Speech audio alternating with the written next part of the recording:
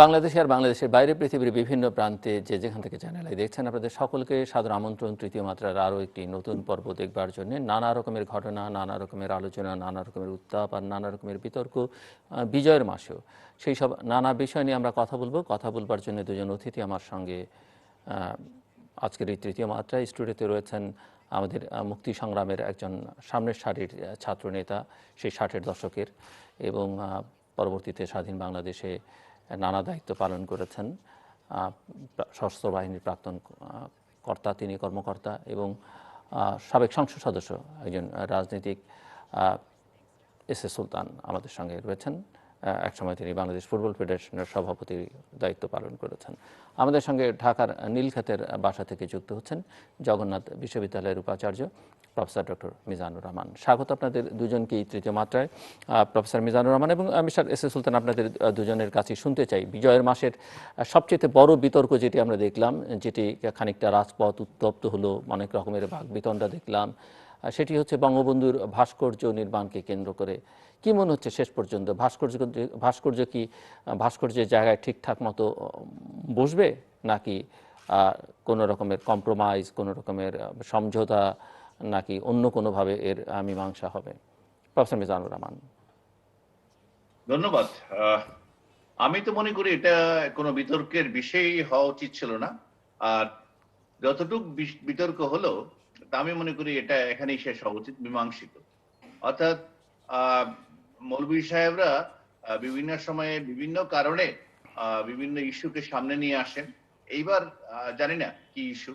আমাদের মুক্তিযুদ্ধের 50 বছর পূর্তিতে যখন পুরো জাতি আমরা উদ্বেলিত যে আমাদের স্বাধীনতার 50 বছর, তো সেখানে আসলে এই পুরো বিষয়টা এটা মূর্তি বা ভাস্কর্যের বিতর্ক কিনা এটা নিয়ে সন্দেহ। কারণ মুক্তিযুদ্ধের একেবারে পরাজিত শক্তি যারা, তাদের দোসররা, বিশেষ করে যারা এখানে ধর্মীয় লেবাসে রাজনীতি করে।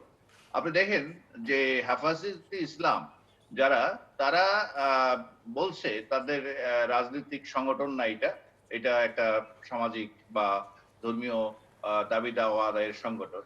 কিন্তু এর সাথে যারা সংশ্লিষ্ট অনেকেই সরাসরি রাজনীতির সাথে সম্পর্কিত, এবং হেফাজতে ইসলামের কতগুলো উপদল বা অঙ্গ আছে যারা সরাসরি 20 দলীয় ঐক্য জোটের সাথেও জোটবদ্ধ। তো সেই ক্ষেত্রে আমার মনে হচ্ছে এই যে ভাস্কর্য বিতর্কটা, এটা আসলে একটা উসিলা মাত্র।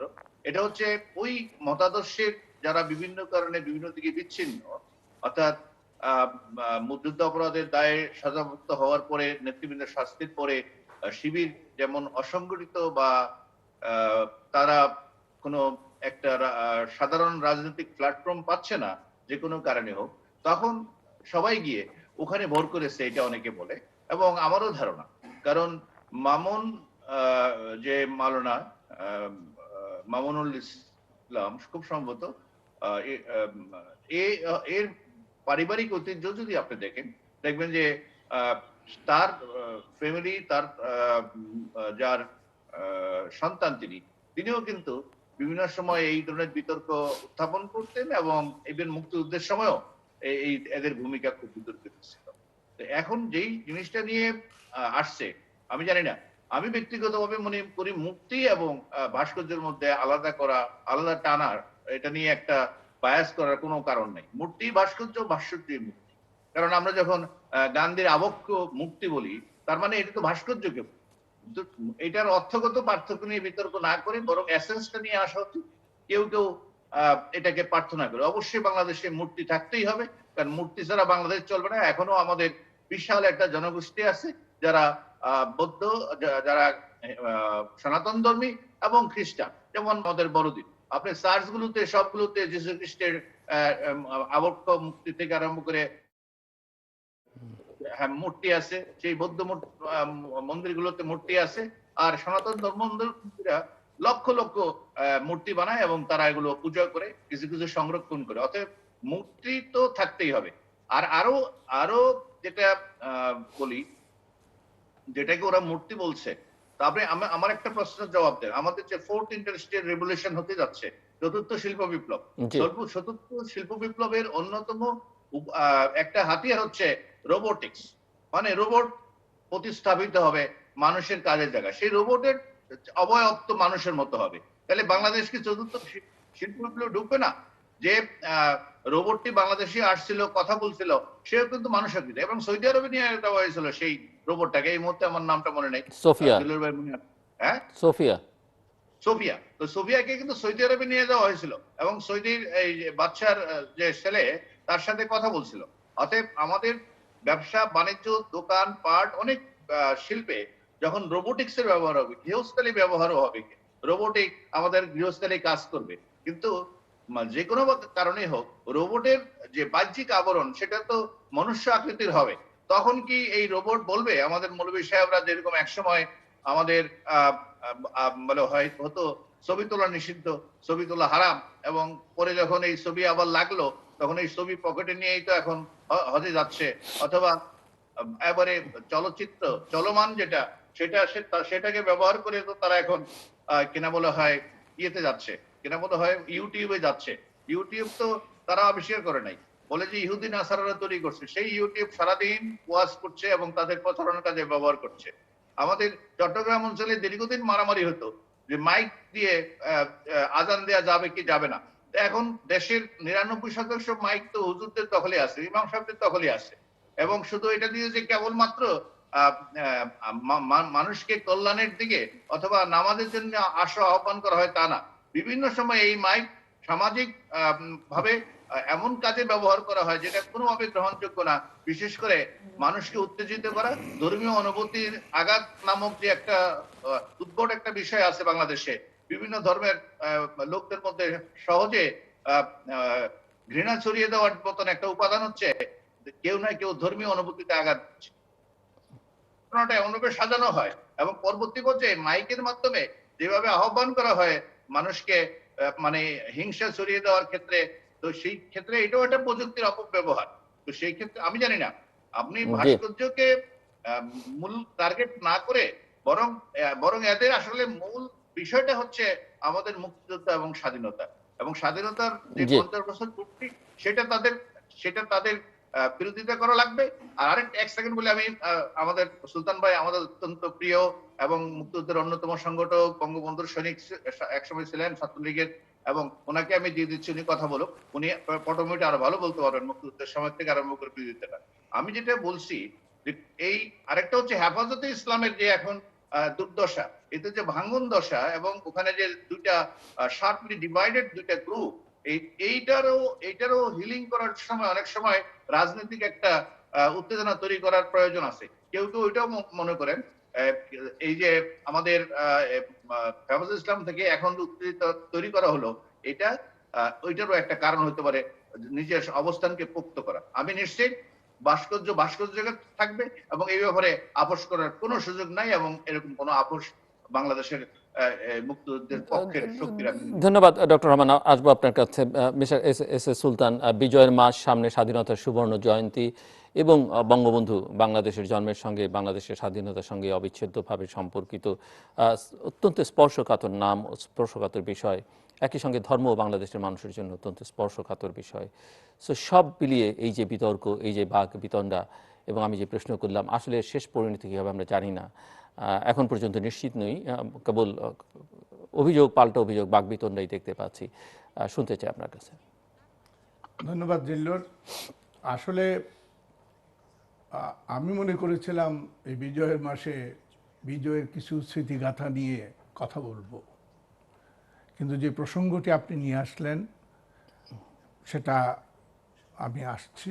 তার আগে আমি প্রথমে বিনম্র শ্রদ্ধার সঙ্গে বাংলাদেশের স্থপতি, হাজার বছরের বাঙালি শ্রেষ্ঠ সন্তান বঙ্গবন্ধু শেখ মুজিবুরের প্রতি শ্রদ্ধা নিবেদন করে, শহীদ মুক্তিযোদ্ধাদের প্রতি শ্রদ্ধা নিবেদন করে আমি বলতে চাই, ধর্ম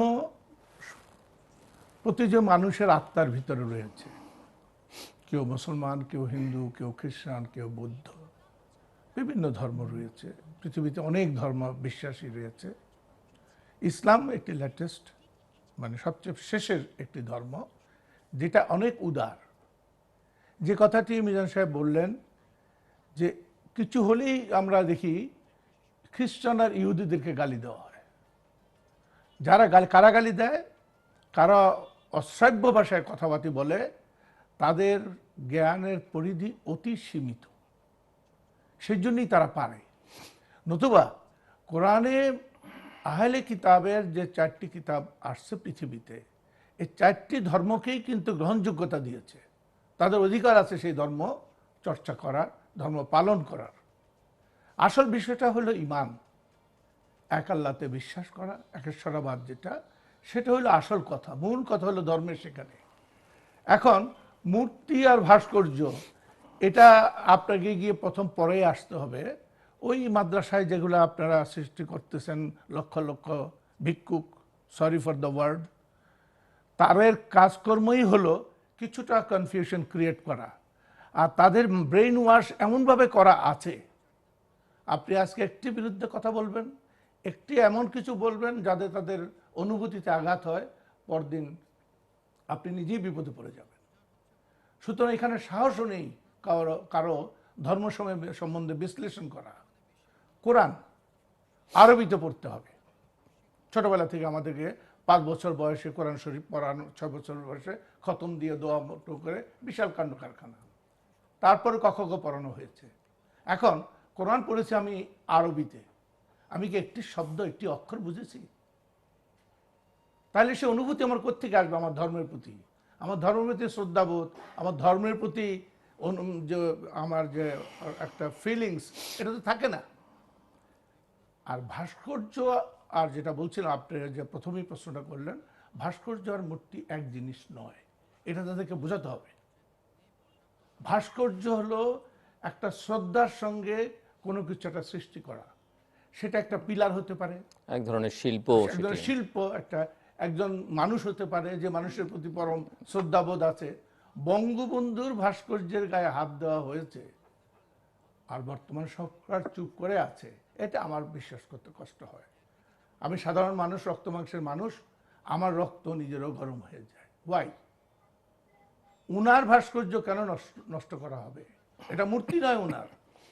আমরা মূর্তি পুজোও করছি না, আমরা একজন মানুষকে শ্রদ্ধা নিবেদন করছি, ভালোবাসতেছি।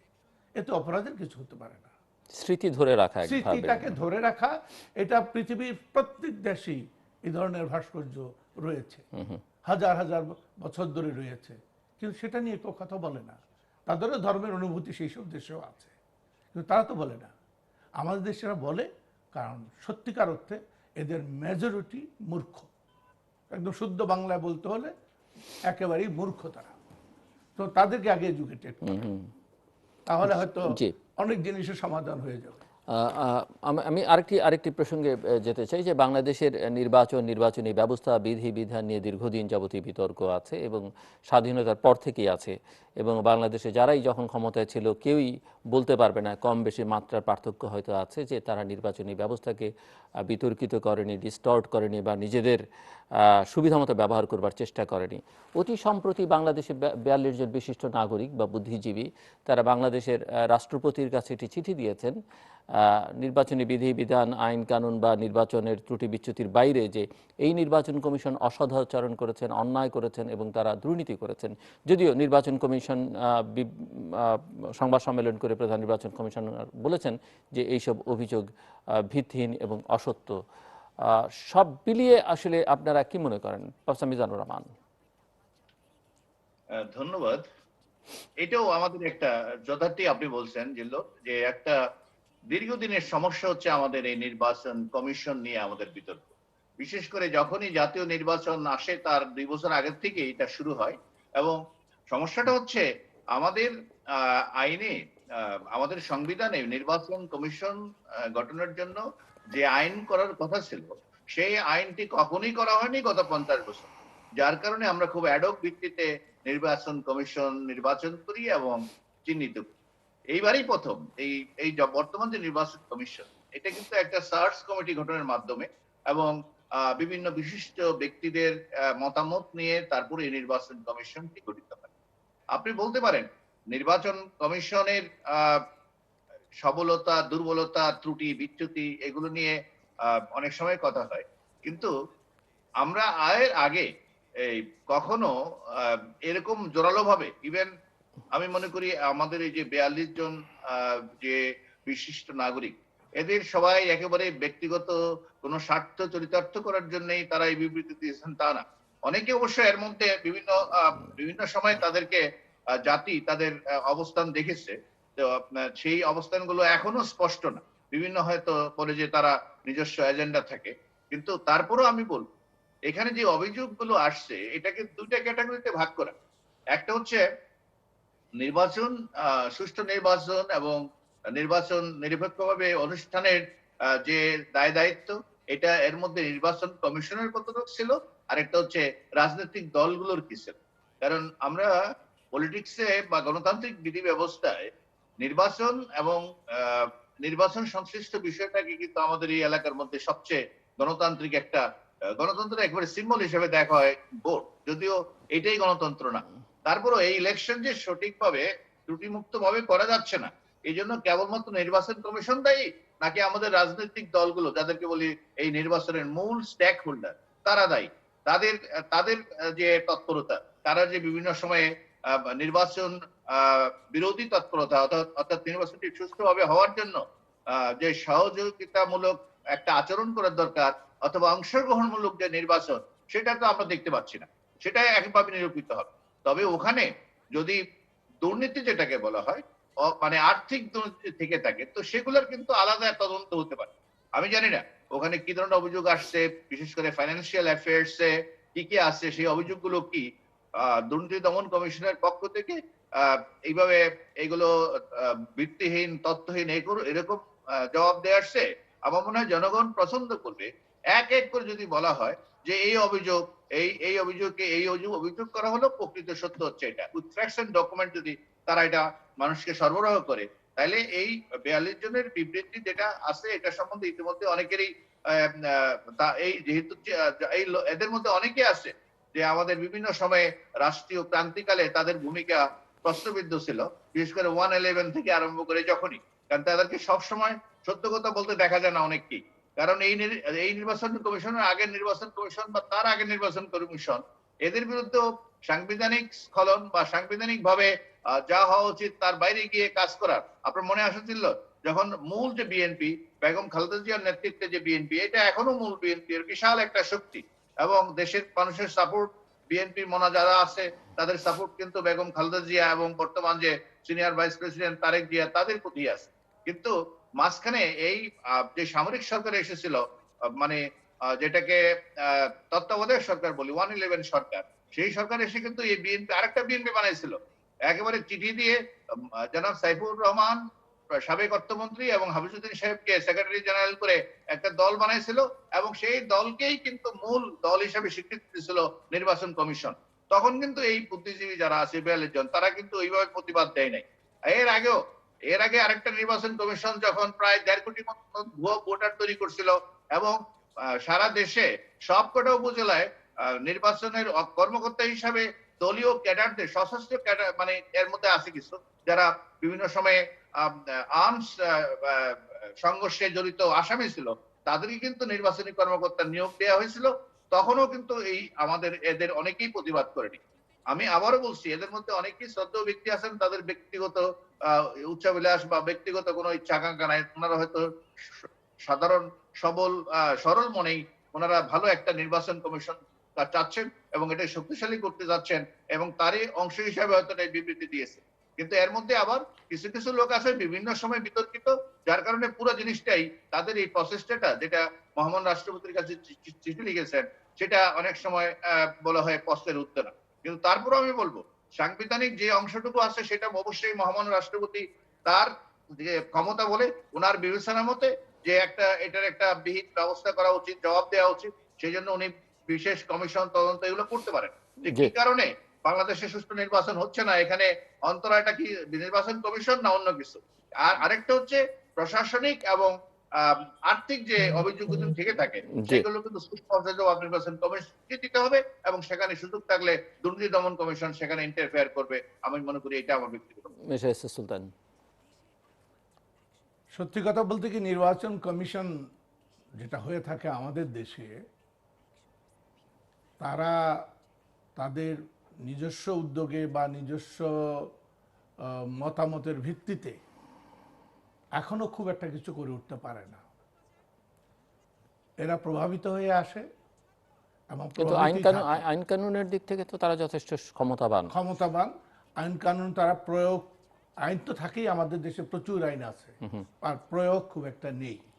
তো নির্বাচন কমিশন সম্বন্ধে আমি সবসময় বলতাম যে আসলে ওটা কোনো ব্যাপার না, নির্বাচন দিচ্ছে, নির্বাচনের গ্রহণ করেন, জনগণ যাকে ভোট দিবেন তারই সেই নির্বাচিত হবে। নির্বাচন কমিশন এখানে গৌণ ব্যাপার। কিন্তু নির্বাচন হচ্ছে কি, আমাদের কি ভোটাধিকার আছে? আমরা কি ভোট দিতে পারছি গত 2-3টে নির্বাচনে? আমি একটা উদাহরণ বলি। আমি তো যদিও গত 12 বছর যাবৎ আমি রাজনীতি থেকে ওপেনলি আমি ডিক্লেয়ার করি যে আমি ছেড়ে দিয়েছি, বাট আমি কোনো সংযোগে নেই বা যোগাযোগে নেই বা কোনো কর্ম পরিস্থিতি কোনো কিছু কাজও করছি না। কিন্তু বারবার আপনারই চ্যানেলে এসে আমি বারবার বলেছি, মাননীয় প্রধানমন্ত্রী ভোটাধিকার দেন, বাক স্বাধীনতা দেন, আর কিছু চাইবার নাই আপনার কাছে।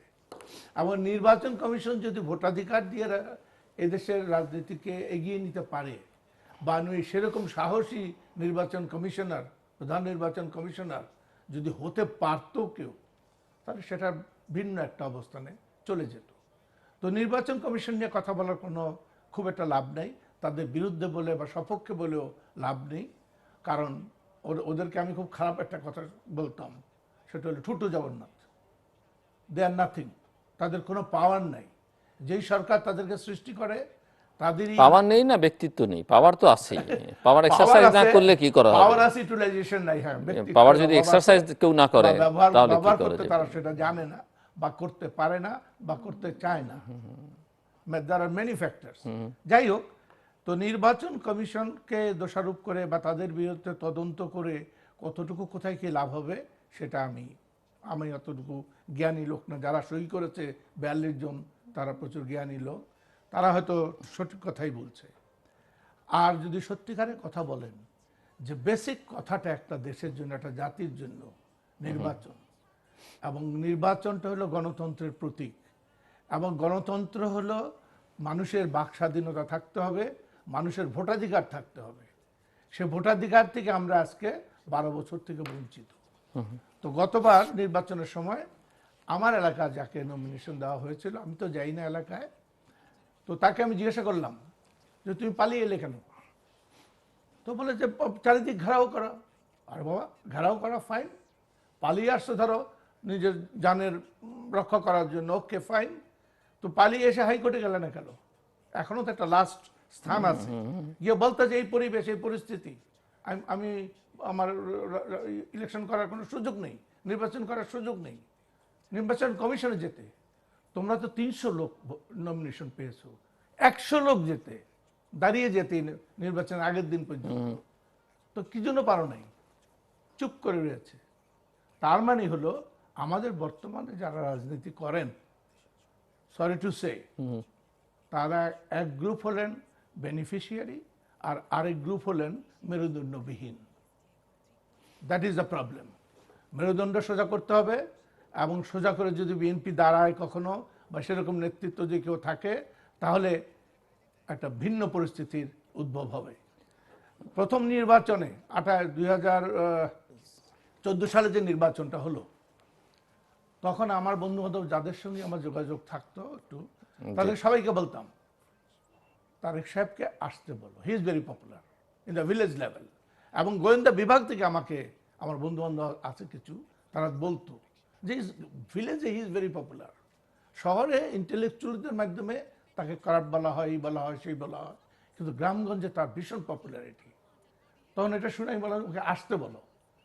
আগস্ট মাসে যদি এসে সে জেলে ঢুকতো, 6 মাস পরে ইলেকশন বা 5 মাস পরে election, whole scenery would have been changed. কিন্তু পারেনি, সেই সাহস নেই। সেই সৎসাহস থাকলে, সেই সৎসাহস না থাকলে রাজনীতি করা ঠিক না। আজকে আমি এখানে যখন কথা বলি, আমাকে আসার সময় আমার স্ত্রী বলে দেয়, খবরদার তুমি কিন্তু ইসলাম বিরোধী কোনো কথা বলবে না, খবরদার তুমি কিন্তু আওয়ামী লীগ বিরোধী কোনো কথা বলবে না। আরে মুসিবত, আমি এসেই তো কথা বলতে। এটি বলেননি, হ্যাঁ, খবরদার তারেক বিরোধী কোনো কথা বলবে না বা খালেদা জি সেটি না, সেটাও বলে। আচ্ছা, সেটা মানে সব দিকে তুমি কারো বিরুদ্ধে কথা বলবে জি। না, তুমি শত্রু সৃষ্টি করো। আপনার শত্রু কিছু নাই। আমার মনে যেটা চাইবে, এই বয়সে ভয় ভীতির কি আছে? রাইট। আমার মনে যেটা আসবে সেটাই বলবো। বর্তমানে সরকারের উন্নতি করছে, সেটা আমি প্রতিবারই তাদেরকে অভিনন্দন জানাই। পক্ষান্তরে যে দুর্নীতি হচ্ছে, যে চরম দুর্নীতি হচ্ছে, আর প্রকল্পগুলো প্রত্যেকবার শুরু হয় একটা সার্টেন অ্যামাউন্টকে কেন্দ্র করে পরিকল্পনায়, সেটা থেকে একটা 100 টাইমস বাড়ানোরও প্রজেক্ট বহু রয়েছে। প্রত্যেকটি মেগা প্রজেক্ট হাজার হাজার কোটি টাকা বাড়ানো হয়েছে। তাহলে কি আপনি পরিকল্পনা করেছেন? সে পরিকল্পনা যারা করছে তারা ব্যর্থ। এখানে একটু ছোট্ট কথা বলি। আমরা জাপানের ঢাকা দিয়ে আগে এখানে ব্যবসা বাণিজ্য করতাম। তো একবার আমার এক জাপানের এক কোম্পানির হেড আমাকে, ডাইরেক্টর, মানে he was the head of that organisation, সে আমাকে বলতেছে যে তোমরা আমাদের থেকে ইয়ে নাও কেন, টাকা চাও কেন? বললাম কেন? টাকা দিয়ে দাও তোমরা, আমরা কিছু শিল্প প্রতিষ্ঠান, কিছু প্রয়োজনীয় ইয়ে করতে পারি, প্রকল্প করতে পারি। বললাম না, সেটা কত পার্সেন্ট কাজ হয় আমি জানি, আমাদের টাকাই আমরা জানি। তোমরা আমাদের থেকে 50 জন প্ল্যানার নাও, আমরা টাকা দেব, এটা প্ল্যানিং করো 25 বছরের, 50 বছরের। 5 বছরের প্ল্যানিং হ্যাজ নো কোনো মূল্য নাই, মূল্যহীন জিনিস। আপনি 5 বছর পরে দেখেন যতগুলো মেগা প্রজেক্ট আছে খুঁজে দেখেন কত কত হাজার হাজার কোটি টাকা বেড়ে গেছে। কেন বাড়বে? আপনি কেন সেই দূরদৃষ্টি নাই? বা আপনাদের প্ল্যানার, তার মানে আপনাদের প্ল্যানিংয়ের কোনো মাত্রাটা ওই পর্যায়ে না যে আপনি দূরদৃষ্টি দিয়ে দেখতে পাবেন আগামী 20 বছরের কি হতে পারে। রাইট। যাই হোক, তো এখানে আমার বক্তব্যটা খুব পরিষ্কার। ইলেকশন কমিশন দিয়ে কোনো কাজ হবে না, সরকারকে উদার হতে হবে। সরকার উদার চিত্তে গণতন্ত্র প্রতিষ্ঠার লক্ষ্যে নির্বাচন দেয়, নির্বাচন commission has nothing to do much, whole scenario will be changed. আর সেই চেঞ্জটাকে অ্যাকসেপ্ট করে মতো মনোবল থাকতে হবে সরকারের, যে আমি যদি সরকার ছেড়ে দিই তাহলে আমাকে যেন কি হেস্তনস্ত করে। হোয়াই? এই প্রতিহিংসামূলক ইয়ে থাকবে কেন? প্রতিহিংসা থাকতে পারে না। একটি দেশকে গড়তে গেলে, একটা দেশ মাত্র 50 বছর হয়েছে, তো 50 বছরও দীর্ঘ সময়, এর ভিতরে অনেক অভ্যুত্থান হয়েছে, অনেক গণ্ডগোল হয়েছে, অনেক পরিবর্তন হয়েছে। বঙ্গবন্ধুকে হত্যা করা হয়েছে, জিয়াউর রহমানকে হত্যা করা হয়েছে। এই যারা যারা দেশের জন্য মঙ্গল কিছু বয়ে আনতে পারতো তাদেরকে হত্যা করা হয়েছে। এই দেশের আরেকটু হয়তো সময় লাগবে, কিন্তু এখনো সময় আছে। মানুষের অধিকার ফিরিয়ে দিতে হবে, ভোটের অধিকার, জি। বাক স্বাধীনতার অধিকার। প্রফেসর মিজানুর রহমান। না, অবশ্যই সুলতান ভাই মুক্তিযোদ্ধা এবং অনেক অনেক পোরকাওয়া নেতা, উনি যথার্থই বলছেন আমাদেরকে তো অবশ্যই চেঞ্জ তো আনতেই হয়। বলে it should be positive change, অর্থাৎ মুক্তিযুদ্ধের পক্ষের পরিবর্তন আনতে হবে। আমাদের তথাকথিত মানে গণতন্ত্র যেটাকে বলি, এটা যদি এমন হয় বেশিরভাগ লোকেই আবার যদি মনে করেন পিছনের দিকে ফিরে যেতে চায়, মানে মধ্যযুগের দিকে অথবা আরো পাকিস্তানের দিকে ফিরে যেতে চায়, কোনো কারণে যদি এমন হয়, সেই গণতন্ত্র আমি মনে করি না আমাদের জন্য গণতন্ত্র। কারণ গণতন্ত্র মানে হচ্ছে এই শতকরা হিসাবে কতজন বেশি বেশি লোক কথা বললো, এটা মানে আমাদের ওয়েস্টার্ন গণতন্ত্র যেটা আছে সেটা তো আমরা অনুসরণ করে চলছি। কিন্তু আমরা যদি জাতির জনকের 10ই জানুয়ারি যখন 7ই মার্চ যখন ভাষণ দেন, তখন ওই ভাষণ থেকে যদি গণতন্ত্রের সংজ্ঞা নেই, গণতন্ত্র হচ্ছে একজনও যদি সত্য কথা বলে সেটাই সবাই মেনে নেওয়াই হচ্ছে গণতন্ত্র, মানে সংখ্যায় যাই হোক না কেন। তো সেজন্য যে গণতান্ত্রিক ব্যবস্থার মধ্য দিয়ে পরিবর্তনটা আসতে হবে, কিন্তু সেই পরিবর্তনটা মুক্তিযুদ্ধের পক্ষেই থাকতে হবে। এমন কোন পরিবর্তন আমরা প্রত্যাশা করি না যেটা দিয়ে এর জন্য যদি গণতন্ত্র কিছুটা সংকুচিত হয়, তাইলেও কিছু করার নাই। কারণ 1972 সালে সংবিধান যখন রচিত হয়, তখন এই ধর্মান্ধ গোষ্ঠী যারা ধর্মীয় লেবাসে আমাদের মুক্তিযুদ্ধের বিরোধিতা করেছিল, আমাদের মা বোনদের ইজ্জত করেছিল, বাড়ি ঘরে অগ্নিসংযোগ করেছিল, এই বাহিনীর লোকদেরকে আবার আপনি যদি গণতন্ত্রের নামে তাদেরকে যদি আবার একই আস্ফলন করতে দেন, তাহলে কিন্তু এটা গণতন্ত্রের অবমাননা। গণতন্ত্রের সাথে স্বাধীনতা সম্পর্কটা খুব সম্পর্কিত। স্বাধীনতা আপনি কতটুক পর্যন্ত আপনি দিবেন, একটা লোক কতটুক স্বাধীনতা নিশ্চয়ই আমি আমার সংবিধান, আমাদের রাষ্ট্র, রাষ্ট্রীয় মূল নীতি ভিত্তি যার উপর দাঁড়িয়ে পাকিস্তানি উপনিবেশিক শাসক, যেটা ব্রিটিশ উপনিবেশিক শাসনের ক্রমধারায়, সেটা পুরোটাই ছিল একটা ইসলাম ধর্মাশ্রয়ী একটা রাজনীতি আবরণে দেশ আরেকটা অংশকে শোষণ করার যে হাতিয়ার, সেটাই যদি আমরা অব্যাহত রাখার মতো আরেকটা শক্তিকে এখানে জায়গা করে দেই, তাহলে কিন্তু এই আমাদের 50 বছরের অর্জন পুরোটাই ব্যর্থ হয়ে যাবে। আমরা মনে করব সমস্ত শক্তি যারা এই দেশে রাজনীতি করবে সবাই স্বাধীনতার পক্ষের শক্তি হবে, এর বাইরে কারো রাজনীতি করার কিন্তু এখানে কোনো সুযোগ নাই। এতে যদি কেউ যদি মনে করে যে তার গণতান্ত্রিক অধিকার ক্ষুণ্ণ করা হলো, সেটাও কিন্তু আমি মনে করি গণতন্ত্রের স্বার্থের জন্যই করতে হবে। কারণ গণতন্ত্র একটা নাজুক ফুল, এর মধ্যে যদি আগাছা আসা জন্মায়, মাঝে মধ্যে কিন্তু এই আগাছাগুলো পরিষ্কার করতে হবে, নাহলে কিন্তু আগাছা গণতন্ত্রকে চাপা দিবে। এই জন্য আমি বলছি যে এই প্রক্রিয়াটার মধ্যে নির্বাচন প্রক্রিয়াটা নিয়ে যখন সুলতান ভাইয়ের কথা বললেন, হ্যাঁ অবশ্যই যে উনি এমপিদের প্রার্থী, ওনার এলাকার প্রার্থীর কথা বলেন, 300 প্রার্থীর কথা বলেন, 300 প্রার্থী এসে হাইকোর্টে এসে মামলা করতে পারতো। ইন্টারেস্টিং হচ্ছে পার্টি 300 জন ছিল না সুলতান ভাই।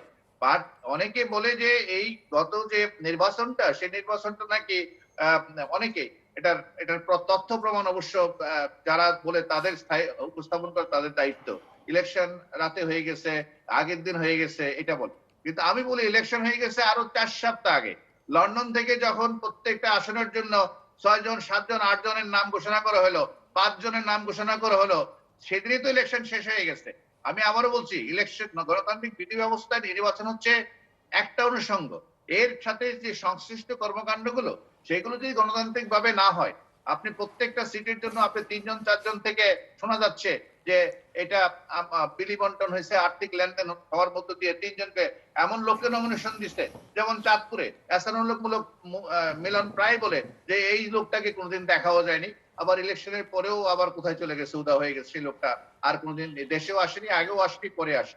এরপরেও দেখেন, ইলেকশন যদি আপনি রাজনৈতিক দল যদি অংশগ্রহণ না করে, শেষ পর্যন্ত এটা মাস্তানদের অথবা যারা কেন্দ্র দখল করে তাদের দখলে চলে যেতে পারত।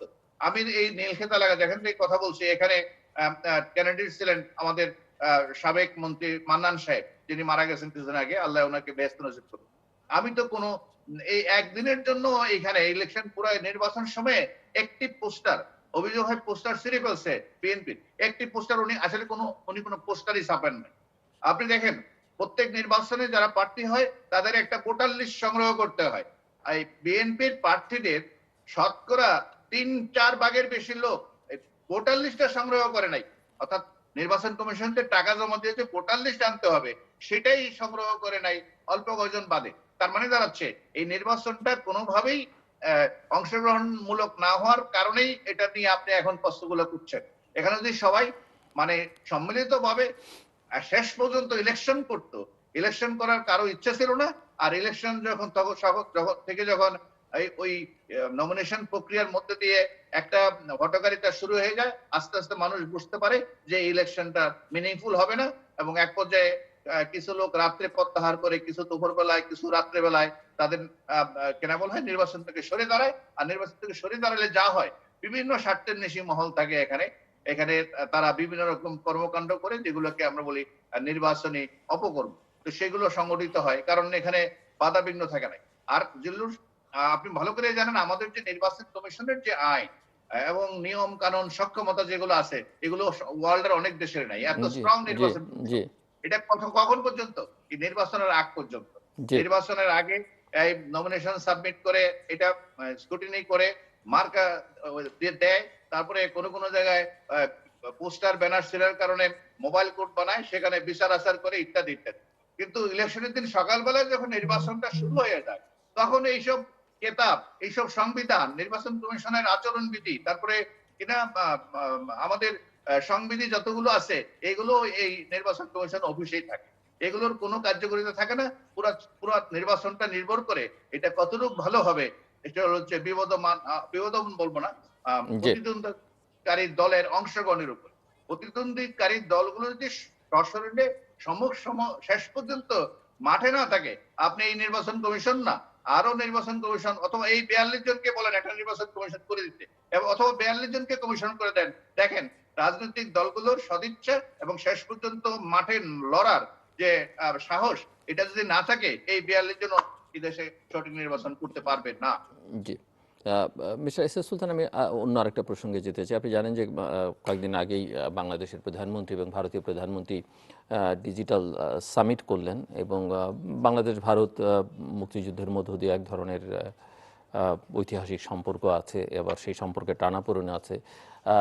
ভারতীয় হাই কমিশনার যিনি বাংলাদেশে, তিনি মাত্র কয়েকদিন আগেই বাংলাদেশ আওয়ামী লীগের ক্ষমতাসীন দলের কার্যালয়ে সফর করলেন এবং সেখানে তিনি বলেছেন যে বাংলাদেশ ভারতের সম্পর্ক রক্তের বন্ধনে আবদ্ধ, এবং একথা বাংলাদেশের পক্ষ থেকে অনেক সময় বলা হয়েছে যে রক্তের সম্পর্ক, আমাদের স্বামী স্ত্রীর সম্পর্ক, নানা রকমের কথাবার্তা বিভিন্ন সময় বলা হয়েছে। সো আপনি কি মনে করেন যে নিঃসন্দেহে আমরা বিজয়ের মাসে কথা বলি, ভারতীয়দের অবদান, কৃতজ্ঞতা, হয়তো তাদের একটা স্ট্র্যাটেজিক্যাল কারণও ছিল বাংলাদেশের স্বাধীনতাকে সমর্থন করবার, বাট মানবিক দিক থেকেও তারা যথেষ্ট পরিমাণে সহায়তা করেছে এবং সেই সহায়তা না পেলে হয়তো বাংলাদেশের স্বাধীনতা আরও দীর্ঘায়িত হতো। সো সব মিলিয়ে এই সম্পর্কটাকে অনেকভাবে আখ্যায়িত করা হচ্ছে, আপনি কি মনে করেন? প্রথম কথা হলো, আপনি যে স্ট্র্যাটেজিক্যাল তাদের একটা পরিস্থিতির কথা বললেন, এটা আমি একটু ব্যাকগ্রাউন্ডে চলে যেতে চাই, পিছনের ইতিহাস। 1965 সালে যে পাকিস্তান ভারতের যুদ্ধ হয়, সেই যুদ্ধে 6 গুণ শক্তিশালী ভারত যা টার্গেট করেছিল তা অ্যাচিভ করতে পারেনি, বরঞ্চ অপদস্থ হয়েছে। তখন একটি কমিশন তৈরি হয়। কমিশনকে বলা হয় কিভাবে তারা এই যে লজ্জাটা পেল, এর থেকে মুক্তি পাওয়ার পথ কি কি হতে পারে। যাই হোক, সেখানে অনেকগুলো রিকমেন্ডেশন ছিল, আমরা যা শুনেছি, নিজে তা পড়তে পারিনি, বাট শোনা কথা এবং অথেন্টিক ইয়েতেই শোনা কথা। তখন তারা চিন্তা করেছিল যে secession of Pakistan is the one clause ছিল। তার প্রেক্ষিতেই কিন্তু তাদের একটা প্ল্যানিং ছিল। কিন্তু ইন্দিরা গান্ধী যখন এটার পাওয়ারে এলেন, ইন্দিরা গান্ধী যখন সরকার গঠন করলেন, তার অনুভূতিটা হয়তো অন্যরকম ছিল। এবং সেই অনুভূতির কারণেই 1971 সালে যুদ্ধের সময় এবং পাকিস্তানের যে জঘন্য হত্যাকাণ্ড, তারপরে নারীদের অবমাননা, যা যা করেছে তারা, এটা অবিশ্বাস্য। আমি পাকিস্তানে ছিলাম, 4 মাস জেলে ছিলাম। আমার 4 মাসে আমার প্রতি কি অত্যাচার করা হয়েছে এটা আমি জানি আর আমার আল্লাহ জানে। তো তারা মানুষ না, তারা একটা বর্বর জাতি। ওদের সাথে আমাদের একত্রে পাকিস্তান থাকার কোনো সুযোগই ছিল না। সুযোগ থাকলে বঙ্গবন্ধু সেটা সাপোর্ট করতেন, যে আমরা মুসলমান ভাই বোনেরা একটা দেশ গঠন করেছি পাকিস্তান, তার নাম মুসলমানদের জন্য। বঙ্গবন্ধু শেখ মুজিবুর রহমান তো আসলে পাকিস্তান আন্দোলনের একজন অত্যন্ত প্রবক্তা। সেইখান থেকে তিনিও হয়তো চাইতেন, কিন্তু তিনিও যখন বললেন যে পারবো না এদের সাথে, এরা আমাদের সব নিয়ে যাচ্ছে, আমাদেরটা সব খেয়ে ফেলছে, সুতরাং তখন উনি আমাদের জাতীয় বাঙালি জাতির স্বাধীনতা এবং স্বাধিকার, এই সব কিছু অর্জনের জন্যই কিন্তু তার এই পরিকল্পনা ছিল, এবং আল্লাহর রহমতে উনি সফল হয়েছে। এখন ভারত যে সাহায্যটা করেছে, এটাও কিন্তু কৃতজ্ঞতার সঙ্গে আমাদের স্মরণ রাখা উচিত। 15,000 সৈন্য মারা গেছে, তাদের জন্য আমি যে ভাস্কর্যের কথা প্রথমে শুরু করলেন, তাদের জন্য একটা ভাস্কর্য সৃষ্টি করা উচিত, তাদেরই অবদানের জন্য। কিন্তু সমস্যা দাঁড়ালো যখন স্বার্থের সংঘাত। স্বার্থটা কোথায়? অর্থনীতির সংঘাত হলো সবচেয়ে বড় সংঘাত। আমি শুনেছি যে স্বাধীনতার পরে বাংলাদেশ সরকার চেয়েছিল ইন্দিরা গান্ধীর এটি ভাস্কর্য নির্মাণ করতে, কিন্তু ভারতীয় প্রধানমন্ত্রীর একজন পরামর্শকের কারণে ভারতই সম্মতি দেয়নি, যে পরিস্থিতি কখন কি দাঁড়াবে এবং তাতে তার অসম্মান হবে তাদের দূরদর্শী আছে বলে তারা করতে পারেনি। কারণ এর ভিতরে ধর্মান্ধরা যেভাবে জেগে উঠেছে বাংলাদেশে, তারা উনারটা দেখলো, উনারটাই প্রথম ভাঙতো, যে হিন্দু এক মহিলা যে মূর্তি পূজা করে, তার ভাস্কর্য আমাদের দেশে কেন থাকবে? ভাস্কর্যের একটা প্রতিচ্ছবি, এটা কিন্তু মূর্তি নয়, এটা বোঝাতে হবে ওদেরকে। ওই sorry for the word again, ওই মূর্খদের বোঝাতে হবে। ওরা জানে না what is the difference between ভাস্কর্য অ্যান্ড মূর্তি। মূর্তি হলো একটা ধর্মীয় অনুভূতিতে তারা ভগবানকে সৃষ্টি করে, তারা ওটাই বিশ্বাস করে, সেটা মূর্তি। ইসলামে সেটার কোনো সুযোগ নেই। আর আমাদের যেহেতু মুসলমান ধর্ম ঘনিষ্ঠ আমাদের দেশ, আমাদের সেখানে সুযোগ নেই, কিন্তু ভাস্কর্য তো হতেই পারে। যে আমরা বাংলাদেশ ভারত সম্পর্ক ভাস্কর্য প্রসঙ্গে একটা বলছি। আমাদের শাপলা ফুলটা কি এটা ভাস্কর্য না? জি, আমরা বাংলাদেশ ভারত সম্পর্কের মধ্যে ছিলাম। আচ্ছা, তো এখন যেটা দাঁড়াচ্ছে, বাংলাদেশ ভারতের সঙ্গে সম্পর্ক যতই উন্নতি করতে চান, আজ আর সম্ভবপর নয়। বাংলাদেশ একেবারে অন্য ট্র্যাকে অনেক দিকে এগিয়ে গেছে। দেখেন, তারা $4 বিলিয়ন দেবে বলেছিল। আই থিঙ্ক $500 মিলিয়ন বোধহয় এখনো খরচ করতে পারেনি, খরচ করতে দেওয়া হয়নি বা দেওয়া হচ্ছে না। আর বাইরে থেকে, চায়না থেকে ধরেন বিশাল অঙ্কের আপনার ঋণ আসতেছে, এবং ওই ঋণ কিভাবে পরিশোধ হবে, সরকার must have their own plan. কিন্তু আমার মাথায় মাঝে মাঝে কনফিউশন হয়, I am not economist, so আমি ঠিক বুঝে উঠতে পারি না আসলে যে উন্নতিগুলো করা হচ্ছে এগুলা দিয়ে আলটিমেটলি আমরা মেনটেনেবল কিনা। আর উন্নতি যেগুলো করছে সেগুলো পরিকল্পিতভাবে হচ্ছে না, কিছু কিছু খুব অপরিকল্পিত উন্নয়ন হচ্ছে। আপনাকে খবর কাগজ খুলে দেখতে পাবেন যে একটা ব্রিজ বিলের মাঝে অর্ধেক বানিয়ে রেখে দিচ্ছে, কারণ এর অ্যাক্সেস নাই, ওই পারে গিয়ে কোথায় যাবে। জি, তো পরিকল্পনার অভাব আছে। আর ভারত বাংলাদেশের সম্পর্ক পাশাপাশি দেশ থাকলে একটু রেশারেশি হয়। সেই জন্য ওয়ারের যে ওয়ারের যে থিওরি, যেটা পলিসি থিওরি, যেটা সেটা হলো যে পার্শ্ববর্তী রাজ্যের পরের রাজ্যের সাথে বন্ধুত্ব সুলভ সম্পর্কটা বেশি রাখতে হয়, কারণ পাশাপাশি ঠোকাঠুকি হবেই। জি। তো আমাদের পাকিস্তানের সাথে তো আর বন্ধুত্ব সম্ভব নয়। ভারতকে নিয়েই আমাদেরকে মিলেমিশে চলার প্রচেষ্টা চালাতে হবে। প্রফেসর মিজানুর রহমান। না, আমিও সুজন ভাইয়ের সাথে একমত। দেখেন, অনেক কিছু পছন্দ করা যায়, বন্ধুত্ব অথবা আপনার এই টক শোতে আজকে কাকে আনবেন, এগুলো অনেক কিছুই আপনি পছন্দ করতে পারেন, কিন্তু আপনার গ্রামের বাড়িতে আপনার যে পাশের যে প্রতিবেশী, তাকে পছন্দ করার কোনো সুযোগ নেই। রাষ্ট্রের ক্ষেত্রেও একই অবস্থা। আমরা অনেক কিছুই, অনেক সাথে বন্ধুত্ব, অর্থনৈতিক সম্পর্ক, আমাদের ডেভেলপমেন্ট পার্টনার অথবা স্ট্র্যাটেজিক বহু কিছু আমরা করতে পারবো, কিন্তু আমাদের যে পার্শ্ববর্তী প্রতিবেশী, নিকটতম প্রতিবেশী, এটাকে পরিবর্তন করার কোনো সুযোগ নেই। তো সুলতান ভাই যথার্থ বলছেন, এটা মিলেমিশে থাকতে হবে। আমাদের, আপনি যেটা শুরু করছিলেন যে আমাদের কেউ কেউ বলছে ভারত বাংলাদেশের সম্পর্ক রক্তের সম্পর্ক, স্বামী স্ত্রীর সম্পর্ক। আমি জানি এই শব্দ চয়নের মধ্যে হয়তো অন্যভাবে হয়তো ব্যাখ্যা আসে। রক্তের সম্পর্ক তো অবশ্যই। মুক্তিযুদ্ধের যে একটু আগে সুলতান ভাই যে হিসাবটা দিলেন, বিশাল একটা অংশ ভারতীয় সৈন্য এই বাংলাদেশের তৈরি, যে বাংলাদেশ সৃষ্টির ক্ষেত্রে আপনি বলতে পারেন ওখানে ইন্ডিয়ারও স্ট্র্যাটেজিক একটা লাভ লোকসানের ব্যাপার ছিল, কিন্তু বাস্তবতা হচ্ছে তারা এই বাংলাদেশের মাটিতে হানাদার বাহিনীর সাথে যুদ্ধ করেই শহীদ হন, মারা যান। আর এই জন্য এটা রক্তের মাধ্যমে একটা রাখি বন্ধন আমাদের আছে। আর স্বামী স্ত্রীর সম্পর্ক যেটা, এটা যারা সমালোচনা করেন তাদের মাথা হচ্ছে ডমিনেটিং, অর্থাৎ স্বামী কেন্দ্রিক একটা সোসাইটি। স্বামী অনেক বড় শক্তিশালী একটা বিষয়, তাদের মাথায় এই জিনিসটা আছে। আর স্ত্রী হচ্ছে নিঃস্ব, এবং স্ত্রী হচ্ছে তার অবস্থান হবে স্বামীর থেকে অনেক নিচে। তাই যার কারণে এই স্বামী স্ত্রী বলাতে এটাকে খুব গায়ে লাগছে অনেকে।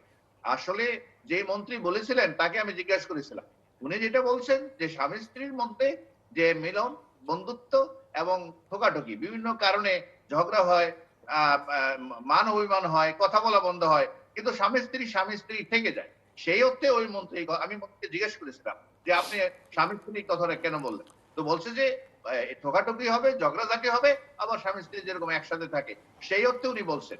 আর যারা এটার সমালোচনা করেছে তাদের মাথায় হচ্ছে স্বামী কেন্দ্রিক একটা বিশ্ব, জি, স্বামী হচ্ছে স্রষ্টা, মানে স্বামী হচ্ছে একবারে কর্তৃত্ব থাকবে, আর স্ত্রীর অধীনে থাকবে, আর স্বামীর অধীনে স্ত্রী থাকবে।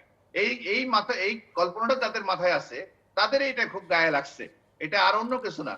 জি। আমার বাট আমি আপনাদের দুজনের কথার সঙ্গেই হয়তো অনেকেই একমত হবেন, কিন্তু কিছু অস্বস্তি তো আছে বাংলাদেশ এবং ভারত সম্পর্কের মধ্যে। বিশেষ করে আমরা উল্লেখ করতে পারি, এই মুহূর্তেও আছে যে অভিন্ন নদীর পানি বন্টন নিয়ে একটা সমস্যা, বিশেষ করে তিস্তা। এবং বাংলাদেশের প্রধানমন্ত্রী স্বয়ং প্রকাশ্যে সংবাদ সম্মেলনে বলেছেন যে ভারতকে আমি যা দিয়েছি, আমরা যা দিয়েছি, তারা চিরকাল স্মরণ রাখবে, আমরা কিছু চাই না আর কি। যদিও আমরা জানি এই এবং ভারত যা চেয়েছে বাংলাদেশ তাই ডেলিভার করেছে, ভারতের নিরাপত্তা ইস্যু যেটি ভারতের সবচেয়ে বড় কনসার্ন, কিন্তু বাংলাদেশের বর্ডারে বলা হয় গড়ে প্রতিদিন ৩ জন করে হত্যাকাণ্ডের শিকার হয়। এগুলো বাংলাদেশের মনে আহ, ভারত সম্পর্কে এক ধরনের নেতিবাচক ধারণা তৈরি করে, যেটি এক ধরনের অস্বস্তিকর সম্পর্ক বা সম্পর্কটা আসলে সেরকম মধুর থাকছে না। এটি একটি দিক। আরেকটি দিক অনেকেই বলে থাকেন, সেটি নিয়ে হয়তো ভিন্ন মত আপনাদের কারো থাকতে পারে, যে ভারত নিজে পৃথিবীর অন্যতম বৃহত্তম গণতান্ত্রিক দেশ, এবং যদিও ভারতের এখনকার গণতন্ত্র নিয়ে ভারতীয়দের মধ্যেই যথেষ্ট অসন্তোষ, নানা রকমের প্রশ্ন, নানা রকমের বিতর্ক, নানা রকমের প্রতিবাদ আন্দোলন আছে, কিন্তু ভারত অন্য দেশের রাজনীতিতে হস্তক্ষেপ করে, এমনকি বাংলাদেশের রাজনীতিতে হস্তক্ষেপ করে, এবং ভারত তার নিজের দেশের গণতন্ত্রের প্রতি যত শ্রদ্ধাশীল, বাংলাদেশের গণতন্ত্র শক্তিশালী হোক এই বিষয়ে ভারত কখনোই খুব একটা সরব বা সক্রিয় ভূমিকা রাখেনি, বরং কিছুটা নেতিবাচক ভূমিকা রেখেছে, এরকম অভিযোগ আছে। সো এই বিষয়ে আপনাদের দুজনের মত কি? আমি বলি প্রথমে, বাংলাদেশের রাজনীতিতে ভিন দেশের ভূমিকা, অন্য দেশের ভূমিকা, এটা নতুন নতুন কিছু না। আপনি বাংলাদেশের রাজনীতিতে একটা পুরো বাংলাদেশটাকে আবার পূর্ব পাকিস্তান বানানোর ক্ষেত্রেই তো আমেরিকা ভূমিকা রেখেছিল। 15ই আগস্ট জাতির জনকে হত্যাকাণ্ডের পেছনে সুনির্দিষ্টভাবে যে আমেরিকার ভূমিকা, অর্থাৎ আমাদের রাজনীতিতে বিদেশিদের হাত ঘোরানোর যে ব্যাপারটা, এটা কেবলমাত্র ভারত না, অনেক দেশেই করছে এবং এখনো অব্যাহত রেখেছে। আমাদের বিভিন্ন রাজনৈতিক মতাদর্শের গোষ্ঠীকে অর্থ দিয়ে বা বিভিন্ন রকমের গোয়েন্দা সংস্থার সহায়তা দিয়ে হেল্প করার কাহিনী কিন্তু বাংলাদেশে অনেক আছে। আমি বলছি, ভারত যেহেতু নিকটতম প্রতিবেশী, তাদের সাথে কিছু সমস্যা থাকবে, এবং কোনো সমস্যা না থাকলে সবচেয়ে ভালো হতো। কারণ সেখানে আমাদের, আপনি যথার্থই বলছেন, আমাদের পানির সমস্যা এতদিন সমাধান হওয়া উচিত ছিল, এবং আমাদের বর্ডার কিলিং, যেটা একটা মৌলবাদী সম্পর্ক সমস্যা।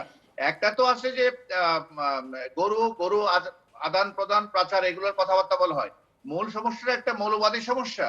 এই অর্থে আমি বহুবার এই কথাটা বলেছিলাম যে গরুকে সনাতন ধর্মাবলম্বী বিশেষ করে মানে এই বাংলার বাইরে, বাঙালিত্বের বাইরে যেই ভারতবর্ষ, সেগুলোতে বেশি করে কিন্তু এটাকে পূজনীয় মাতৃত্ব হিসেবে দেখা হয়। কিন্তু এই যারা বিএসএফ এ কাজ করতে আসে, এদের মধ্যে দেখা যায় কম সংখ্যক হচ্ছে বাঙালি, অর্থাৎ পশ্চিম বাংলার লোক, আর বেশিরভাগই হচ্ছে দক্ষিণ ভারত এবং ওই যে মারাঠি, মহারাষ্ট্র, এই বিএসএফ এর লোক থাকে, যারা মনে করে গরু হচ্ছে তাদের মূল দেবতা। এবং তারা যখন জানে, বুঝতে পারে এই যে গরুটা পাচার হচ্ছে, নিয়ে যাওয়া হচ্ছে, একটু পরে এটাকে জবাই করা হবে, আর জবাই করা হবে মানে তার মাকে জবাই করা হবে। এইটা হলো এই মৌলবাদী চিন্তা থেকে গরু, আমাদের গরু পাচারকারী বা গরু যারা লেনদেনের সাথে যারা জড়িত, এই গুলি করার পেছনে এই একটা কারণ। আমি বহুবার বলেছিলাম এইটা মোটিভেশন করতে হবে। এই বিএসএফ এর যারা আছে তাদের যে মিটিং হয়, আমাদের পক্ষ থেকে এটা বলা উচিত যে যারা এই বর্ডারে ডিউটি করবে, তারা যেন এই এই ধারণাটা না পায় যে এই গরু আনলেই সবগুলোকে স্লটারিং করা হবে, জবাই করা হবে। এটা অথবা করলেও এটা তোমার বিষয় না, এটা তাদের নিজস্ব ধর্মীয় চিন্তা থেকে তারা করে। তোমার এটা এখানে কাউকে আগ্রাসী ভাবে আক্রমণ করার সুযোগ নেই। আরেকটা হচ্ছে বিভিন্ন বর্ডারে মানে যে অস্ত্র ব্যবহার করা হয়, বোতা অস্ত্র যেগুলোকে বলা হয়, যেগুলো দিয়ে মানুষকে আহত করা যাবে, কেউ এই গুলির কারণে নিহত হবে না, এটা আমাদের মনে হয় ইমিডিয়েটলি দুই দেশের মধ্যে বসে চূড়ান্ত একটা সিদ্ধান্ত হওয়া উচিত। বর্ডারের মধ্যে যে অপকর্মগুলো হয়, মাদক পাচার থেকে আরম্ভ করে ব্ল্যাক মার্কেটিং, গরু চুরি, সবকিছু, এগুলোর জন্য যদি কোথাও অস্ত্র ব্যবহার করতে হয়, তাইলেও সেটা মানে প্রাণঘাতী কোনো অস্ত্র হবে না, শুধু এতটুকু করলেই হয়। আর মাননীয় প্রধানমন্ত্রী কিন্তু কাউকে ছেড়ে কথা বলেন না। ইদানিং কালে আপনি দেখছেন, এই গত কিছুদিন আগে যখন সামিট হয় নরেন্দ্র মোদীর সাথে, আপনারা অন্য জায়গাগুলো খেয়াল করেন, আমি একটা জায়গা খেয়াল করছি, সেটা হচ্ছে মাননীয় প্রধানমন্ত্রী বলছেন এখন প্রচুর ভারতীয় লোক বাংলাদেশে চাকরি বাকরি করে রেমিটেন্স নিচ্ছে। একই সাথে সাথে আমাদের প্রচুর লোক ভারতে চিকিৎসা এবং ভ্রমণের উদ্দেশ্যে গিয়ে ওখানে প্রচুর টাকা খরচ করছে। অর্থাৎ দুইভাবে কিন্তু ভারত যে লাভবান হচ্ছে, মাননীয় প্রধানমন্ত্রী কিন্তু সেই কথাটা কিন্তু ইঙ্গিতে বুঝিয়ে দিলেন। বাংলাদেশের সাথে ভারতের সম্পর্কের মাধ্যমে একটা তো আছে যে এখানে নর্থ ইস্টার্ন কর্নারের যে ইনসার্জেন্সি, জি, সেগুলো কমে যাওয়া এবং বিভিন্ন বিরোধ নিষ্পত্তি হওয়ার ক্ষেত্রে আমাদের যে দুই দেশের এখন যে সম্পর্ক, জি, যেমন আমাদের বর্ডার ছিল না, আমাদের সীমানা বলতে যেটা বোঝায় সেটা ছিল না, আমাদের ছিটমহল যেগুলো ছিল সেই সমুদ্র সীমা, বহু সমস্যার কিন্তু ইতিমধ্যে সমাধান হয়ে গেছে। এই ছোট ছোট টুকটাক জিনিসগুলো সমাধান অবশ্যই ভারতের দিক থেকেই অন্তরায় সৃষ্টি করা হচ্ছে, এবং মাননীয় প্রধানমন্ত্রী কিন্তু আকারে ইঙ্গিতে এই কথাগুলো কিন্তু বহুবার বলছেন যে আমরা অনেক কিছু ছাড় দিলাম। আর এইবার তো নির্দিষ্ট করে বললেন ভারতের প্রচুর লোক আমাদের থেকে টাকা নিয়ে যায় রেমিটেন্সের মাধ্যমে, এবং আমাদের লোক গিয়েও, অর্থাৎ দুই ভাবে আপনারা এসেও টাকা নিয়ে যান আর আমরা গিয়েও আপনাদের এখানে টাকা খরচ জি করি, এই ইঙ্গিতটাই কিন্তু মাননীয় প্রধানমন্ত্রী দিয়েছেন। মিস্টার আশা করি আর কি এই জি কথাগুলো পরে ভারত তার অবস্থান যেটা আছে এটাকে আবার রিঅর্গানাইজ করবে, এবং বর্তমান যে ভারতীয় হাইকমিশনার তার কথাবার্তা শুনে মনে হয় যে তারা একটা ভালো সমাধানের দিকে, অর্থাৎ সম্পর্কের মধ্যে যে ছোট ছোট তিক্ততাগুলো আছে সেগুলো সমাধান করার জন্য একটা মুভ তারা করছে বলে আমার মনে হয়। আমি মিস্টার মনে করি উভয় দেশ মিউচুয়ালি বেনিফিটেড হবে ধন্যবাদ যদি তাদের বর্তমান সমস্যাগুলো তারা আলোচনার মাধ্যমে সমাধান করে। মিস্টার সুলতান আলোচনার কোনো বিকল্প নাই, এখানে যুদ্ধ করে যুদ্ধংদেহী করে ওই ফারাক্কা মিছিলের জি মতন করে আমরা তিস্তার পানি নিয়ে আসবো, কারণ মিছিল করে ফারাক্কার পানি আসে নাই, এটা শেখ হাসিনাকে দেবপুরার সঙ্গে আলোচনা করে চুক্তি করে এই পানি আনতে হয়েছে। কারণ আপনার যে শক্তি সামর্থ্য এটা ধন্যবাদ দিয়ে আপনি যা করতে পারবেন না, অতএব এগুলো দিয়ে রাজনৈতিক হুঙ্কার না দিয়ে বাস্তবতাটা যেটা সেটা মেনে নিয়ে আমাদের আলোচনার মাধ্যমে সমস্যার সমাধান করেই বন্ধুত্বপূর্ণ সম্পর্ক বজায় রাখতে হবে। মিস্টার এস এস সুলতান আমি মনে করি যে ভারত আর বাংলাদেশের ভিতরে যদি কোনো বিভেদ থাকে, এটা প্রধান কারণ হলো ধর্ম। মুসলমানরা ভারতকে শাসন করেছে বহু বছর, বহু শত বছর। তাদের ভিতরে যে প্রতিক্রিয়াটা রয়েছে এখনো রয়েছে, এবং তারা হিন্দুইজমকে, বর্তমান সরকার বিশেষ করে তাদের হিন্দুইজমকে যেভাবে প্রাধান্য দিচ্ছে, এটা একটা ধর্মে ধর্মের ক্ল্যাশ। আমি সে বিষয়ে যাব না। আপনি যে প্রশ্নটা করে কথাটা বলেছেন তিস্তা ব্যারেজের কথা, এই পানি বন্টন নিয়ে বিগত বহু বছর যাবত একটা বিতর্ক চলছে, এবং ভারত সেটাতে কোথাও সহনীয় পর্যায়ে আসছে না, বিশেষ করে পশ্চিমবাংলা। যে পশ্চিমবাংলার উচিত ছিল যে তুমিও বড় হও আমিও বড় হই, তার বড় হওয়ার যথেষ্ট সুযোগ আছে। এই পানিটাকে যদি তারা তাদের দেশের উপর দিয়ে নিয়ে যেতে পারে, তাদের যে অর্থের এখন যে সামর্থ্য আছে, অর্থ সামর্থ্য আছে, তারা কিন্তু পারে। বাংলাদেশের প্রতি আবার সুযোগ মতো পার করতে হবে, সুযোগ মতো আটকিয়ে দিতে হবে। It's a bad politics, it's dirty politics. আমি একদম পরিষ্কার ভাষায় বলতে চাই, মাননীয় প্রধানমন্ত্রীর যথেষ্ট সাহস রয়েছে, উনি মৃত্যুকে ভয় পান না, বহুবার বলেছেন এই কথা, অনেকবার মৃত্যুর হাত থেকে বেঁচেছেন। তাহলে ভয়টা কোথায়? তিস্তা ব্যারেজ আপনি করেন, যদি পদ্মা সেতু করতে পারেন আপনি নিজের টাকায়, তিস্তা ব্যারেজ আপনি করেন। বহু দেশ এগিয়ে আসতে চায় আপনার তিস্তা ব্যারেজ করার জন্য, তো তিস্তা ব্যারেজ করেন, এখানে তো বাধার কিছু নেই। জি আর যে ওরা ভারত যে বাধা দিতে চায় বা পারে, তারা সমস্ত পৃথিবীর কাছে তারা হেয় হবে, এবং তারা পারবে না। তাদের যে গণতন্ত্র দেশে তারা পারবে না। সুতরাং সাহস করতে হবে, সাহস করে ফেলতে হবে। এটা কোনো কন্ডিশনাল কিছু না যে আপনি প্রধানমন্ত্রী থাকবেন যদি আপনি আমার সঙ্গে এই সহযোগিতা করেন। There should not be any condition, at least for this prime minister. She is very brave, very courageous. let us all wish that উনি সাহস করে তিস্তা ব্যারেজটা করে দিয়ে গেছেন। বাংলাদেশের মানুষ সারা জীবন তাকে স্মরণ করে। ধন্যবাদ মিস্টার এস এস সুলতান এবং প্রফেসর ডক্টর মিজানুর রহমান এই আলোচনায় অংশ নেওয়ার জন্য। দর্শক, নানা বিষয় নিয়ে কথা বলছিলাম আমরা, এবং তার মধ্যে একটি ছিল বঙ্গবন্ধু শেখ মুজিবুর রহমানের ভাস্কর্য। এটি নিয়ে বিতর্ক করাটাই আসলে অসমীচীন এবং কোনো অবস্থাতেই কাম্য নয়। যেটুকু হয়েছে সেটিও আসলে কোনো অবস্থাতেই সম্মানজনক নয় এবং কল্যাণকর নয় দেশের জন্য, গণতন্ত্রের জন্য এবং মানুষের প্রতি সম্মান জানানোর ক্ষেত্রে। যদিও আমরা বাংলাদেশে গত 50 বছর ধরে এক ধরনের অসম্মানের সংস্কৃতি চালু করেছি, কাউকে মর্যাদা দিতে খুব একটা শিখিনি, এবং এর একটা বড় কারণ যে আমরা আসলে শিক্ষাটার উপরে জোর দিই। প্রকৃত শিক্ষা, মানবিক শিক্ষা, সেই শিক্ষার উপরে আমাদের অনেক বেশি জোর দিতে হবে। নির্বাচন, গণতন্ত্র, আমরা বিজয়ের মাসে কথা বলছি, স্বচ্ছতা, জবাবদিহিতা, আইনের শাসন, সাম্য, এগুলো আমাদের মুক্তিযুদ্ধের আকাঙ্ক্ষার সঙ্গে সম্পর্কিত। আমরা আশা করব যে আমাদের রাজনৈতিক নেতৃত্ব এইসব বিষয়গুলোর উপর অত্যন্ত গুরুত্ব আরোপ করবেন এবং এগুলো নিশ্চিত করবার চেষ্টা করবেন, এবং এগুলো নিশ্চিত করলে বা দেশের জন্য, দেশের মানুষের জন্য কল্যাণকর, তাদের জন্য কল্যাণকর হবে। বাংলাদেশ ভারত সম্পর্ক, আমার দুই অতিথি বলেছেন যে এটিকে অস্বীকার করবার কোনো সুযোগ সুযোগ নেই, বরং সম্পর্ক যতটা উন্নত রাখা যাবে, যতটা ভালো রাখা যাবে, ততটা দুদেশের জন্যই মঙ্গল। এবং ভারতের অকল্যাণ কোনো অবস্থাতেই বাংলাদেশের জন্য তেমন কোনো কল্যাণ বয়ে আনবে না। একইভাবে বাংলাদেশ খারাপ থাকলে, বাংলাদেশ অস্থির থাকলে সেটিও ভারতের জন্য কোনো অবস্থাতেই কল্যাণ বয়ে আনবে না। তবে অবশ্যই দুদিক থেকেই একটা উইন উইন সিচুয়েশন থাকতে হবে এবং এখানে ভারতের দায় অনেক বেশি। বাংলাদেশ ইতিমধ্যেই বাংলাদেশের প্রধানমন্ত্রীর ভাষাকে উদ্ধৃত করতে হয় যে বাংলাদেশ ভারত যা চেয়েছে সবটাই দিয়েছে, এখন ভারতের দেবার পালা। এবং বাংলাদেশের দিক থেকে চাও খুব বেশি নয়, বরং অনেক ক্ষেত্রে যেটি প্রধানমন্ত্রী যেটি এখানে উচ্চারিত হলো যে এই ডিজিটাল সামিটের মধ্যে বাংলাদেশের প্রধানমন্ত্রী উল্লেখ করেছেন ভারত এখনও নানাভাবে বাংলাদেশ থেকে লাভবান হয়। ভারতীয়রা বাংলাদেশে কাজ করে এখান থেকে রেমিটেন্স নিয়ে যায়, বাংলাদেশিরা চিকিৎসার জন্যে, শিক্ষার জন্যে, ট্যুরিজমের জন্য, শপিং করতে, এমনকি বিকেলবেলা চা খেতেও এখন অনেকে ভারতে চান। কাজী সেভাবেও ভারত অনেকভাবে লাভবান হয়। কাজী ভারতকে বুঝতে হবে। এবং এই অঞ্চলে ভারত ইতিমধ্যেই খুব একটা তার বেশি বন্ধু নেই, কিন্তু ভারত বিশ্ব রাজনীতির একটা জায়গা করে নিতে চায়। কাজে তার এখন পর্যন্ত অন্তত দুই সরকারের বিবেচনায় তারা একটা ভালো বন্ধু প্রতিম অবস্থায় আছে, কিন্তু এই সম্পর্কটাকে জনগণের সম্পর্ক করতে হবে এবং ভারতকে তার আশপাশের দেশগুলোর সঙ্গে ভালো সম্পর্ক তৈরি করতে হবে যদি সে বিশ্ব মানচিত্রে নিজের জায়গাটা করে নিতে চায়। দর্শক, আমাদের সঙ্গে থাকবার জন্য অসংখ্য ধন্যবাদ। আপনাদের সবার জন্য শুভকামনা।